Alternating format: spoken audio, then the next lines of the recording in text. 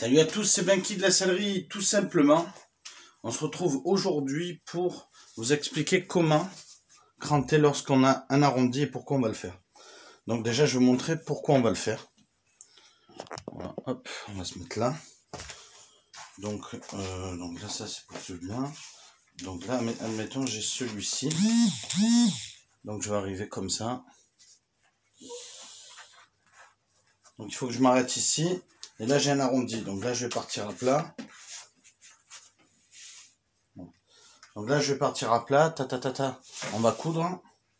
Voilà, je me mets comme ça, vous voyez. Et vous voyez, là, il y a un arrondi. Donc lorsqu'on débute en sellerie, si on ne se sert pas notamment de la graffeuse ou d'un double face, ou qu'on pointe pas comme il faut avec des aiguilles, on risque de tirer. Parce que le morceau, par inadvertance, en fait, on risque de le tirer. Même qu'on l'a découpé sur le bon, sur la trame, le morceau, on risque de le tirer. Donc là, il est pas élastique, mais malgré tout, si on force, comme c'est du PVC, on pourra toujours le déformer. Donc pour pas arriver à le déformer, donc en fait, voilà, donc on va le coudre. Et là, ça risque de poser problème. Voilà, parce que là, on aurait tendance... Je vais mettre à l'envers. On aurait tendance en fait à faire ça. Donc on va tirer la matière pour continuer à coudre.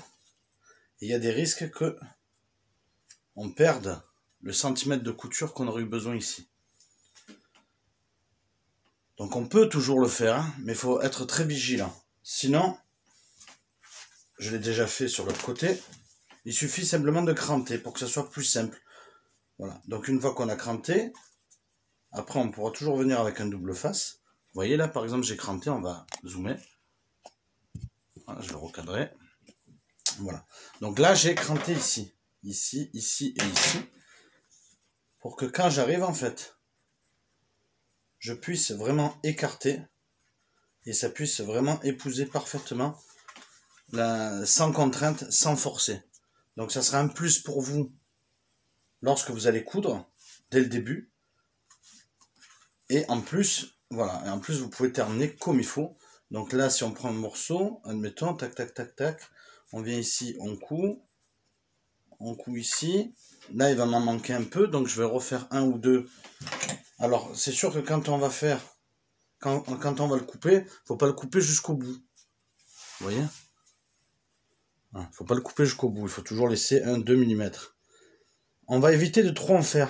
Ça m'est arrivé d'avoir un apprenti qui en a trop fait, et c'est vraiment galère, notamment lorsque vous allez surpiquer. Parce que tous ces petits morceaux, ils vont soit se tourner d'un côté, soit de l'autre. Donc moi, je vous conseille de pas trop en faire, parce que ça va être la merde après. Donc vous en faites juste le nécessaire, pour que vous n'ayez pas de problème, et que ça puisse épouser comme il faut la matière, lorsque vous allez vous poser. Voilà. Donc ça va faire comme ça, et puis on va arriver ici,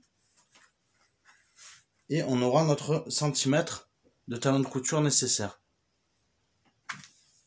Alors c'est pas grand chose, mais quand on travaille au millimètre près, dans certaines configurations, ça peut poser des problèmes.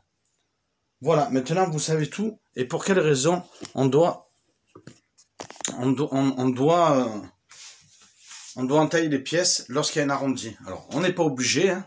Moi j'ai cette technique, généralement c'est ce qui est employé par la plupart des selliers sur certaines pièces. Voilà, maintenant vous savez le faire. N'hésitez pas à liker, partager, vous abonner si ce n'est pas déjà fait.